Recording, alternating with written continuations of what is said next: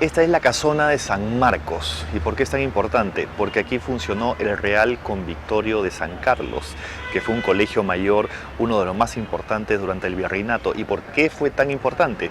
Porque ahí estudiaron dos personajes decisivos en la independencia del Perú. Bernardo José de Torretagle, el Marqués de Torretagle, y Bernardo O'Higgins, el libertador de Chile.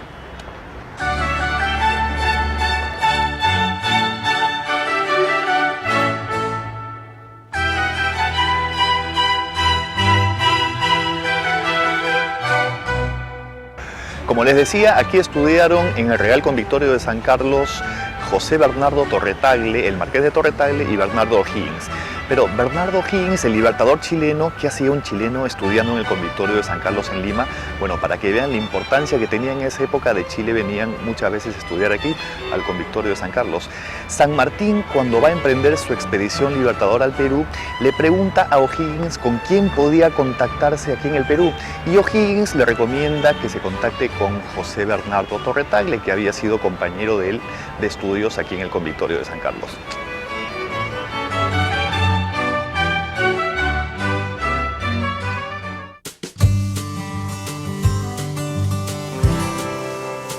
Torretagle pertenecía a la élite nobiliaria, ¿no? Tenía mucha relación con España, había sido forjado dentro de los patrones coloniales, ¿no?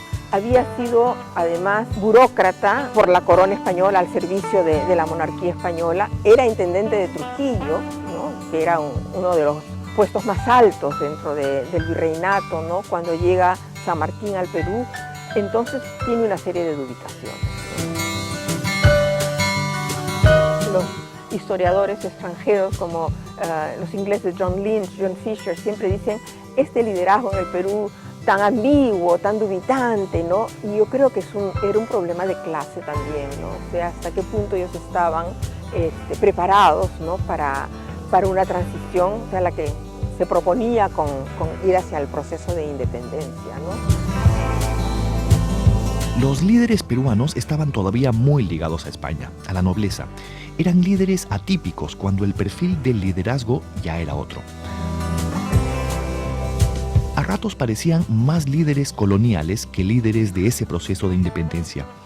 Hay una corriente de pensamiento que propugna que la independencia del Perú fue una independencia concedida por ejércitos y personajes venidos del extranjero. Parecen muy abismales las distancias entre un San Martín o un Bolívar versus un Ribagüero o un Torretagle, nuestros líderes nacionales. Los líderes de independencia, como San Martín o como Bolívar o como Sucre, que tenían un proyecto, eran líderes a caballo, o sea, eran líderes que estaban entrenados militarmente, ¿no? Sucre gana su primera batalla a los 14 años, por ejemplo. San Martín se entrena durante 20 años en la península, ¿no? En el caso de Perú teníamos estos titulados, como Ribagüero, Torretagle, ¿no? Que son los primeros presidentes del Perú, además, y tenemos a intelectuales importantes en los que Bolívar se va a apoyar, por ejemplo, como Faustino Sánchez Carrión, Hipólito Unanue, ¿no? Sobre todo Faustino Sánchez Carrión, pero ninguno de ellos combina, ¿no? El aspecto intelectual, el aspecto de poder promover un programa, un proyecto, con el ser líderes a caballo también, ¿no? Esa combinación en el caso de Perú no se llega a dar, ¿no?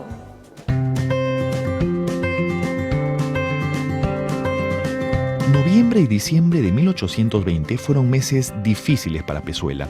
Su liderazgo era tema de debate público. El régimen se venía abajo y el virrey demostraba incapacidad para enfrentar la crisis.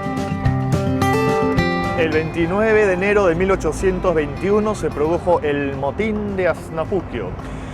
Pero a ver, vamos por partes. ¿Dónde queda Asnapuquio? Yo tampoco tenía idea, por eso lo busqué en Google. Asnapuquio está más o menos por aquí, donde hoy está el Aeropuerto Internacional Jorge Chávez, hacia el norte, más o menos hasta el río Chillón. Toda esta zona es o era Asnapuquio.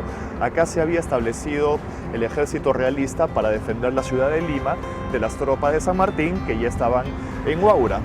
En esa fecha, un grupo de ejércitos realistas depone al virrey Joaquín de la Pezuela y pone al señor de la Serna como nuevo virrey. Esto se conoce como el motín de Asnapuquio.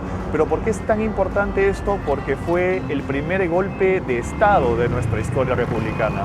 El primero de muchos golpes de Estado que habría después en nuestra historia republicana.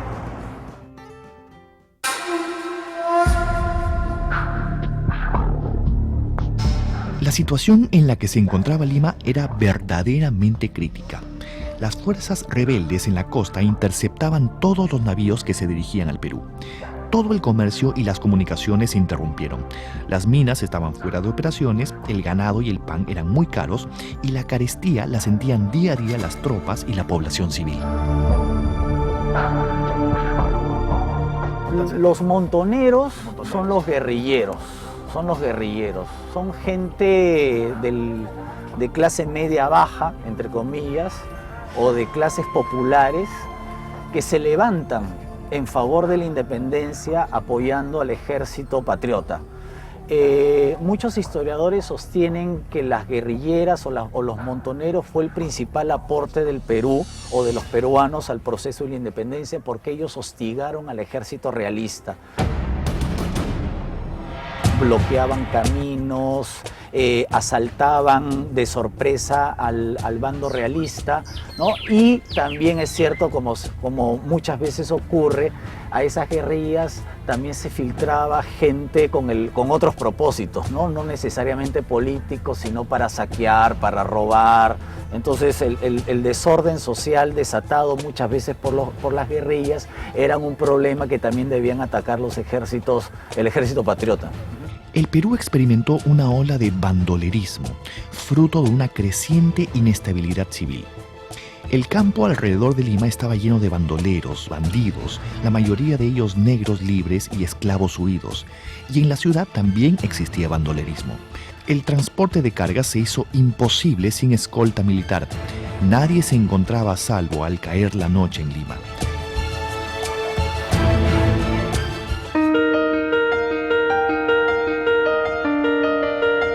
Esto es la antigua hacienda Punchauca y lo que está detrás de mí es la casona de la hacienda, bueno, lo que queda de la casona. Aquí fue la famosa conferencia de Punchauca, tan famosa que está en tu librito de Historia del Perú. Aquí se reunieron San Martín y el virrey La Serna, que había depuesto al virrey Pezuela. A diferencia de la conferencia de Miraflores, aquí sí se reúnen personalmente San Martín y el virrey. En Miraflores habían mandado a sus emisarios. De lo que se habló en esa conferencia, en realidad no se llegó a mucho. San Martín le propone a La Serna un gobierno monárquico, La Serna no acepta y después se va con su ejército hacia la sierra.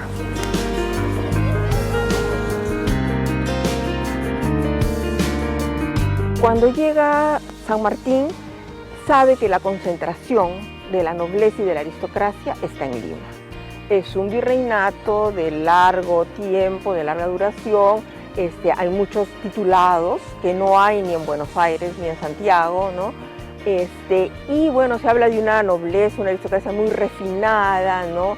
Y entonces no quiere perder este contacto con los sectores criollos de alto nivel, ¿no? Y piensa que en ese sentido el proyecto de una monarquía constitucional les resulta más viable, ¿no?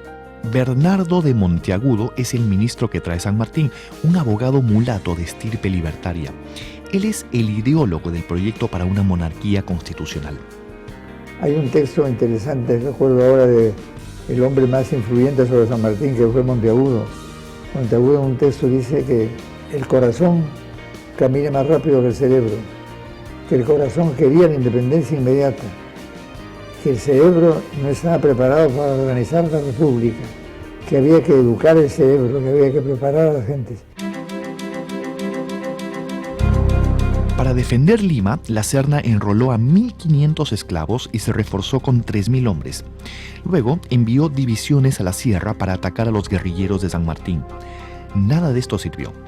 El apoyo a los rebeldes era cada vez mayor.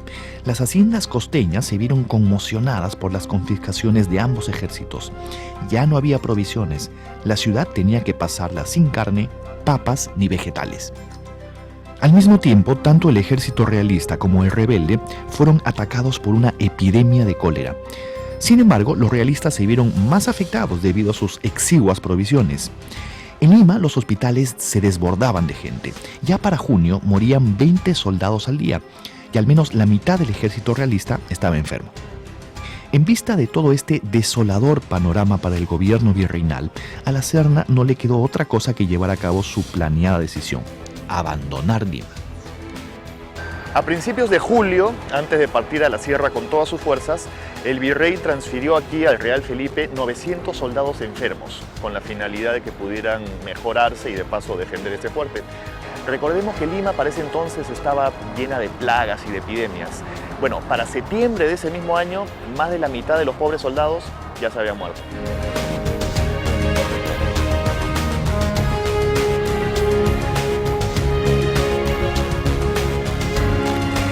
El virrey La Serna también ordenó llevar a la sierra todo lo que pudiera ser de utilidad para el enemigo, o sea, para los patriotas. El tesoro fue vaciado, la artillería fue evacuada, las armas fueron destruidas. O sea, todo lo que no se pudo llevar a la sierra por falta de mulas se quedó aquí, en el Real Felipe. Incluso los papeles de la Secretaría Virreinal fueron traídos aquí. Además, toda la plata que estaba a la mano en la Casa de la Moneda fue trasladada y las máquinas destruidas para que los patriotas no pudieran utilizarlas.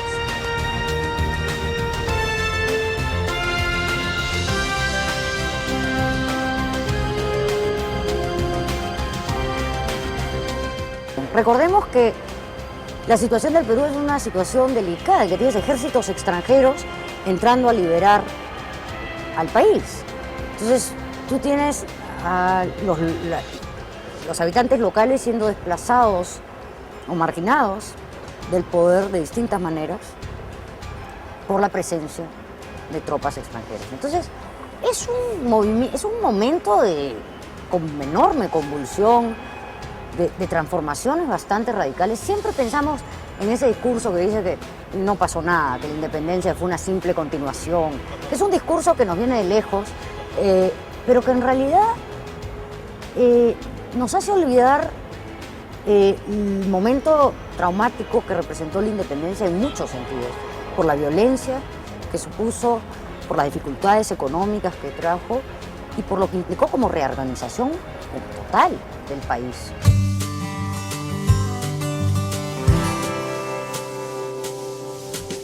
Como hemos visto entonces, Lima era una ciudad asfixiada por los rebeldes, sin provisiones, bloqueada por el mar, y la gente estaba a favor de la independencia, pero también había mucho desconcierto, mucho descontrol.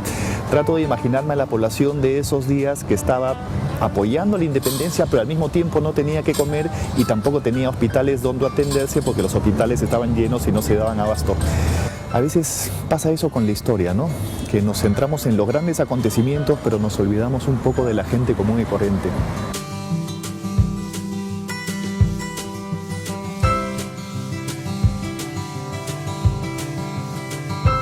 El virrey abandonó Lima y luego de una corta estadía en el Valle del Mantaro, estableció su base en el Cusco.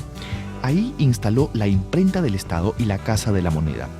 Desde el Cusco gobernó todo el sur andino y el Alto Perú, que para ese entonces eran los últimos reductos que permanecían leales al rey.